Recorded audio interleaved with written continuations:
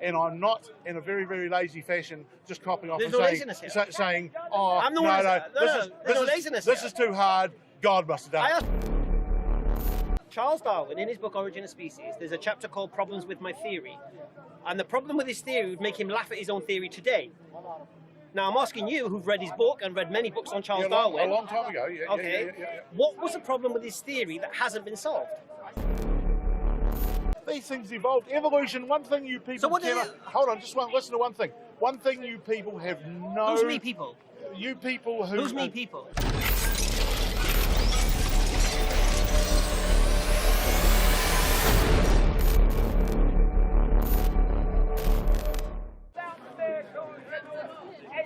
It's been a pleasure. Listen, we have our channel. I want you to watch the conversation. Thank you. From my referential, everybody has a referential. What you've seen today, right, and question your position, because it's illogical. Because right now you're in Harry Potter mode. You can't. Please do. All right, take it. All right. So we started this conversation about the belief in a creator. That's where it all stemmed from. Are you going as well? Take care. Abianto. We done? You want to continue? The belief in it, you just made a statement. Do you accept a belief? Do you accept a belief without proof can be true? Yes, it can, but it's certainly questionable. How would you know if it's true or not? Eh? How would you know if it's true or not? Well, it all depends. I mean, it's such a wide question. Really? Yeah, it is. Why? Because a belief without proof can actually turn out to be true. Can be, yes. Yeah, that's dead right. But how would you know? How would you test it without proof? How can you prove that there's not a teapot circling Mars? Do you believe there's a teapot circling Mars? No, I don't believe. Me neither. Yeah, but other people may. Okay. You disprove it. I don't have to disprove it. I can ask them why they believe there's a teapot circling Mars. That's right, and I can ask you why you believe in the God. Okay, do I have to do the whole conversation again? The whole conversation is why I believe in a creator. Where's the evidence for a God? Why has the God not revealed himself? We've just said, belief doesn't need proof to be true, isn't it? So I ask you for proof. Yeah, but hold on just a moment. It doesn't apply. There's no logic in what you just said. I'll say it again to you. You said a belief doesn't need proof to be true. No, right? no, wrong. What did you say? I said a belief without proof can be true. Alhamdulillah. But is not necessarily true. Agreed? Yeah. So I believe that a creator exists. Yep. Right? But you asked me to prove it. Now, did you come up with the idea that a creator exists independently, or did you actually get that information from somewhere else? I use my brain. So independently, you created a God? No. No? No. Whose God is it? I came to the conclusion this universe couldn't be the cause of itself. Therefore required a cause, and therefore I believe that I accepted the problem of infinite regression couldn't be solved. Therefore the cause has to be uncaused. You mean you got to a point where you couldn't explain things any further? No. So you copped out and said God did it? No, not at all. Yep. Seems that way. Not at all. Seems from what you described. Not at all. Well, you just started off by saying that you actually couldn't believe that things came from nothing. Do you believe they can? Hey? Do you believe they can? Yep. Things can come from nothing? Yep. Do you have an example? Yep. Give me an example. Well, as far as the universe is concerned, no. The starting point for the universe, No. The scientists are well-known Why do you believe scientists. The universe came from they nothing? put it down to a singularity. No, why do you believe the universe came from nothing? And a singularity is pretty much harder to explain in a forum like this. So your claim is the universe began from nothing? No, I'm not making a claim at the moment. What I'm doing is keeping an open mind, and I'm not, in a very, very lazy fashion, just copying off saying, oh, I'm the one. This is too hard. God must have done it. I asked you a simple question. Who's God? Do you believe things can begin without nothing, from nothing? Yep. Yeah. Why do you believe that? Why do I believe it? Yeah. Because basically the scientific writing I've read leads me to be impressed by that opinion. Which scientific writing have you read that states that things can appear from nothing, and which examples do they give of things that began from nothing? Oh, I have got things I can quote right off here, right now. Name one thing. But I can assure you, there's plenty out there. There's not one. Hey, listen. Name one thing. I'm just finishing off a 13-week holiday. My head's very, very busy. Say it again, I'm just finishing off a 13-week New Zealand. Yeah, 13 weeks we've been on the go, so my brain's pretty tired right at the moment. So I'm not in a situation to pull up authors and all that sort of stuff. But I do have a very open mind and reading but science. Can you think of anything you've read in science, anything at all, that appears to come from nothing, other than quantum mechanics, where you don't know where those things came from? Well, okay, yeah, the universe is a very tough one, but what about, say, evolution? What about it? What do you think about evolution? What about it? Well, do you actually believe in Darwin's theory of evolution? What, that we evolved from fish? No. That we come from fish? No, Darwin even yes, no, he didn't. He did not say that. Fish are only a part of the big tree of evolution. We didn't come from Darwin didn't fish. believe in a tree of evolution. Hey? Darwin didn't believe in a tree of evolution. Don't be silly. Darwin? Of course he did. No, he didn't. It was a whole thing that came out of Darwin. No, it came out of it, but that's not what Darwin believed. Oh, well, it basically was. Of course it was. Well, the whole thing is Darwinism. Darwin would laugh at his own theory now. He believed frogs emerged from mud. He believed maggots just appeared in meat. You're making up things as you go along. He did not say that. No, I'm not. And I've just do you know what Darwin says? I've just recently have you read his book? Visited. Yes, of course. I've read a number of books of Darwin. I've just have visited, you read Origin of Species? Visited his house Have you down read Origin south of of London. Species? Yes, I have. All right. Well, tell me about problems with his theory. What did he say? Well, you tell me what you no, think the I'm not going problems to. You read his book. Now tell me. What he said. I haven't got any problems with this theory. No, so what are you trying to tell me? I'm telling you. What are you asking me for? I'm asking you, according to Charles Darwin, what was his own problems he saw with his own theory that he wrote in his book Origin of Species in the chapter Problems with My Theory? No, I can't let you on to exactly the question you're asking me. You're I'll ask you one more trying time. to set one sort of trap. So you tell me. I'll say it again to you. Charles Darwin, in his book Origin of Species, there's a chapter called Problems with My Theory. And the problem with his theory would make him laugh at his own theory today. Now, I'm asking you, who've read his book and read many books on Charles Darwin. A long time ago, What was the problem with his theory that hasn't been solved? No, look, I can't answer you right now, but you tell me. Okay. According to his theory, Charles Darwin believed that there should be fossil remains of intermediary hybrid species. Millions of them, not just one Lucy, millions of them. Because we're finding dinosaur bones. Yeah? Why are we not finding, this is his question, why are we not finding... Oh, hold on, I know what's... What are you laughing at? The missing link. You're going for the missing link thing. I'm sorry? You're going for the missing link. Why are we not finding the missing link? No. Oh, carry on then, sorry. Carry on. I thought Lucy was the missing link. No. What Charles Darwin says, if you cannot find millions of fossil remains throughout the Earth, of hybrid intermediary, because if these evolved, you should see over so long, we should have fossil remains of half this or this. Which are being discovered continually. No. We should find millions of them. Yeah, all right. Which one have we found? Continually finding. Which one have we found? Which one what? Where are these fossil remains of intermediary hybrid species? Basically, all the pieces that are being found and have been found and are being found continually are fitting the model. No, of what? Half lizards, half fish? Half No, birds. you've got it totally wrong. What do you mean? Half lizard. There was never such a thing as a half lizard, a half fish, and Where did lizards a half come from? dog. Where did lizards come from? What it was done by a lot of very gradual evolution. From what? The son or the daughter was almost identical to the mother. Okay, whatever it be, what. So the lizard. Let's talk about the lizard. Where did lizards come from? They're basically a branch of reptiles. From what? Where did the reptiles come from? Oh, for God's sake. It's so logical. They came out of other things that emerged out of the sea. What did they emerge out? Oh, so they come out of the sea? Yeah. So they did come out of fish? Yeah. So we should find half fish, half lizards?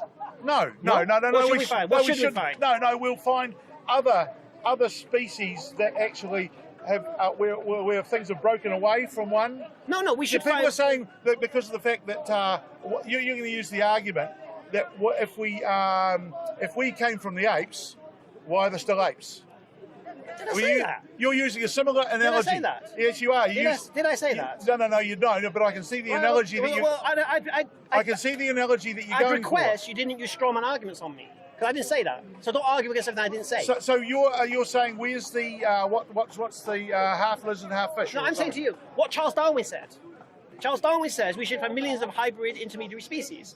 Yes, and he said this. And if you can't, he was right, but he never described a thing like a half lizard, half fish. Well, he actually said if you can't find these things, then my theory's wrong. That's what he said. Yeah. Well, that part of it was in fact he might have had some words wrong, but the reality is that science is actually proving. So Charles Darwin told you what would cause his theory to collapse, and today, from the evidence that we've found so far, his theories collapse. Right. So okay, are you finding that the well-respected scientific world is deserting Darwin? What do you mean? Are they deserting? Are they saying Darwin was can't, wrong? No. No, If you look at the him evolutionary scientists today, they've come away from Darwin. Oh no, they've advanced on from Darwin. Do they believe in natural selection? Scientists of today. Yes. They do? Yes. Oh, do you believe in that natural selection? Yes, of course I do. So how do you explain ants? Because they're altruistic. They help each other.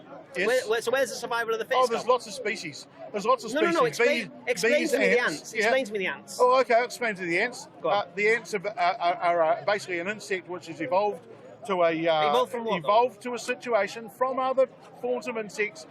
So an ant evolved from able to develop a culture and a community which made them successful. Right. And therefore the success don't forget success was actually supported by altruism, and it continues on. So because altruism works for ants, altruism works for bees, altruism works for human beings. What happens to survival of the fittest? And right or wrong, altruism. What happens to survival of the fittest? What do you mean? What happens to survival of the fittest? All those things can work together. Oh, they can. So altruism and survival of the fittest. Of course they can. I thought survival of the fittest is strong survive. No. No? You're saying either or. It doesn't have to be either or. You're saying, this is what you're saying to me. I'll tell you what you're saying to me. Strong communities survive because they help each other. Do you understand the society of ants? Well, yeah, roughly, yes. You do. So I'm going to use a prime example that I like to use. Yeah, the leafcutter ant. Tell me about its society. The leafcutter ant. Oh, well, hold on. I could roll things out to you and ask you to tell me what you wouldn't know. So that's all right. Well, let me tell you the leafcutter ant. What you think you're telling me. All right. What you are telling me, to be honest with you. All right. The leafcutter ant is an ant that cuts leaves. Sure. Yeah. And it carries the leaves back to its nest. Right. And on the back of its head, there's a small ant from the same species. Because there's a fly that lands, as the ant is carrying the leaf, there's a fly that lands on their neck. Okay, trickery, yes, I know that happens in lots of nature, yes. Trickery? Yeah, well, it is, so it'll be a mechanism. Carry on. Right. So there's an ant that sits on the back of the leafcutter ant fending off the attacking fly. Yep. Okay. When it gets to the nest, there's a dormant ant, which has got a bigger head than the other ants. And what it does, it moves out the way so the hole can be opened up and the leaf is... then can be taken into the nest. Fantastic, yep. Right.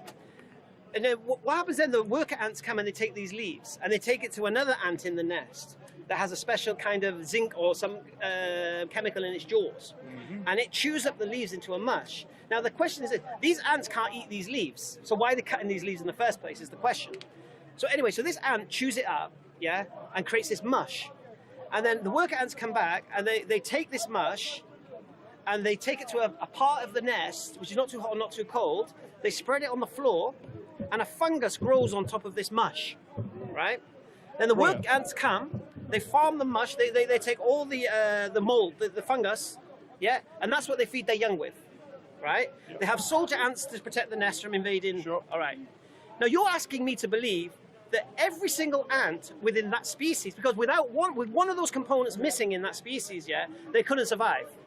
Without the dormant ant, predators would be in there. Sure. Without the one with the zinc, they wouldn't be able to grow the fungus. A wonderful community, yep. Right. But so you're asking me to believe that each ant knew its job, knew how to cut the leaf and which ant would have this and that, and they all appeared at the same time.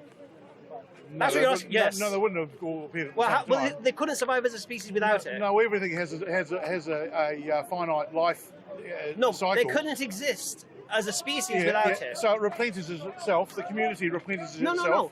Surely, it must do. All right. It must do. Do you accept, without the dormant ant, the species wouldn't survive? Yes, there'll be more than one dormant ant. No, dormant, yeah, but it's a particular, within that species, it's a particular ant. Yeah. So all these particular, not talking about one ant, talking about the range within that society. Yeah, the roles. Right, so you're saying each ant knew its role, was given the abilities for its role. Carried by its DNA. At the same time. Yeah, carried by its DNA. At the same time. Evolved to that point. That's what evolved from what? They have to evolve as a species, isn't it? Because if one part of the component is missing... Yeah, but the whole species and community would evolve. It's the same with bees. No. We're talking about queen ants. bees and... I'm trying to understand how a sterile universe produces a society of ants. I'm trying to understand that. Not immediately. For God's sake, it was billions of years before it got to the point where the ants came along. No. We're talking about when the ants came along. How did they all come along at the same time, knowing their roles? There was some previous form prior to those ants. Don't think that all arrived like a bloody movie or a show on Broadway. These things evolved. Evolution, one thing you people hold on, just listen to one thing. One thing you people have no... Who's me people? You people who... Who's me people? People that think along your lines. What lines am I thinking? No concept of time. Well, no concept of time. Well, they have no time. You said me people. No, because people that think like you, who use examples like, so where did they come from? They're just supposed to come from and appear right there. So therefore, could that have happened? This is a rhetorical question, my friend. This is a rhetorical question. This is not me not knowing. I truly believe they were created by God. Truly. No issues with their roles. A system like that? Yeah. Oh my God. Yeah, okay. You believe that system happened by accident? Yeah. No. Are you mocking me? No, not accident. Evolution. Accidentally? Oh, are you saying? No, evolution is not accident. So is the design behind evolution? No, evolution is not accident. It's not. Evolution is basically where a species has evolved to from previous points where it hasn't been so successful. It's a very gradual thing. You never get a big jump between a lizard and a duck. See, those things don't happen. No, I'm not saying that. You get very gradual, No, but you believe those ants accidentally found their roles? Over a long time, yes. Most definitely. And you believe that over the fact that someone programmed them? And I'll also say there were probably lots of species of ants that fell by the wayside because they weren't as good as a organised group as the one that you're quoting. No, but the whole You're point only quoting one? No. Because when you're talking about survival of the fittest, I'm trying to understand your concept, because you're trying to say to me the species survived because they were stronger than the weaker ones, which is fine. That's right, and they survived as a kid. But then I looked at the ants, and they're actually a community. Community. Yes, right. Yes. And two, they all seem to have defined roles. And they survived as a community. And they got defined roles. And that's where altruism can overlay. But they got defined roles. Evolution. Yes, most definitely. And you think defined roles is what? Based on what? Carried by DNA. And who programmed the DNA?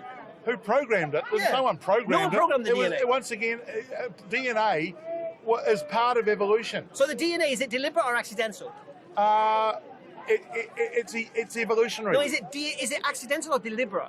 No, it won't be accidental. It won't be accidental? No. So someone's... Well, sorry, in a way it can be accidental because the successful DNA succeeds and carries on. The unsuccessful DNA doesn't cut the mustard and falls by the wayside. So you can argue that by accident, it actually is the accidental DNA which is successful and makes it. Right, so you believe that the ants, they're just accidentally or deliberately doing what they're doing. I'm trying to understand that. The ones that you can see. Look, there's a concept that if you give enough time, you can have a monkey playing a piano and come up with a Chopin sonata. As long as you give it just try and understand this concept. You're not going to quote the monkey's typing was a Shakespeare on the typewriter or writing. Let's use the monkey on the typewriter. Make that claim. Yeah, but hold on. It doesn't matter too much. It's creating nonsense. It's creating a successful piece if you give it long enough. Okay. Another concept I'll give to you is the fact that it doesn't matter if you've got a competition, and let's say a tournament, like a tennis tournament, for example.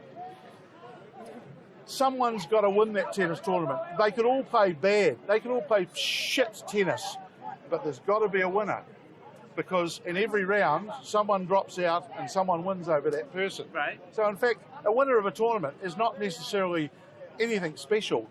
You can call it the lucky penny if you're tossing pennies. There will be a penny that comes up. Okay, let me ask you a question about time. This is the very thing. Give it long enough. All right. Give it long enough. Successful things will actually succeed. But you don't want to forget about all the things that haven't been successful. Right. So if I get out of bed and don't make my bed, how much do you think after a certain amount of time it'll make itself? Why would I have said that? Well, you just said that time. I'm ignoring time. No, because it's probability. Okay. If I smash a glass, I don't know, 10 million times. Any one of those times they're going to form little glasses? No. Yeah. Like miniature glasses? No. No. No, stop. Really? It's not impossible. You believe that? Again, this is the scale, right? No, do you believe that? I believe it. I think it's. So you believe It's pretty improbable. if I smash the glass, you're saying at some point them glasses are not going to be all shattered pieces of glass. They're going to be little miniature glasses. You're saying that's possible? No, you Let's talk. take it like this, right? Yeah, I think I'm happy to. You talk about destruction, I'm not just though. trying to tell You don't believe that, do you? But let's Not say really, you no. No, of course not. Well, let's say Because it's smash silly. it, Well, go on. And it goes into 10 pieces, right? But you might say, actually, no, I believe that it'll go into 50 pieces. No, that wasn't the question. No. Just bear with me here. I'm happy to go, yeah, fuck it. No, they won't go into. They won't go into glasses. Right, but Done. I reckon they will go So time's irrelevant. I didn't finish my point. No, with this point, time's irrelevant. My point I'm making is this. He said, give anything enough time, it can happen.